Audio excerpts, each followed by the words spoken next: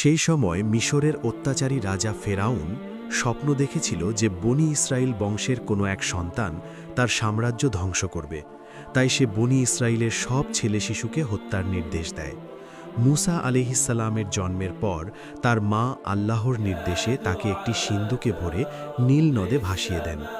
আল্লাহর অসীম কুদরতে সেই সিন্দুক ফেরাউনের প্রাসাদের ঘাটে গিয়ে ঠেকে এবং ফেরাউনের স্ত্রী আসিয়া আলাইহিসসালাম তাকে পালক পুত্র হিসেবে গ্রহণ করেন। এভাবে পরম শত্রুর ঘরেই মুসা আলাইহিসসালাম বড় হন। ফেরাউনের অত্যাচার থেকে বনি ইসরায়েল জাতিকে বাঁচাতে মুসা আলাইহিসসালাম আল্লাহর আদেশে রাতের অন্ধকারে সবাইকে নিয়ে মিশরের সীমানা ত্যাগ করেন। পিছনে ফেরাউনের বিশাল সেনাবাহিনী ধাওয়া করে, সামনে বিশাল লোহিত সাগর, পিছনে ফেরাউনের সৈন্যদল। এমন অবস্থায় বনি ইসরায়েলরা আতঙ্কিত হয়ে পড়ে।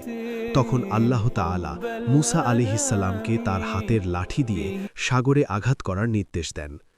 মুসা আলাইহিসসালাম সাগরে লাঠি দিয়ে আঘাত করার সাথে সাথে আল্লাহ সাগরের পানিকে দুই ভাগে বিভক্ত করে দেন এবং মাঝখানে 12টি শুকনো রাস্তা তৈরি হয়ে যায়।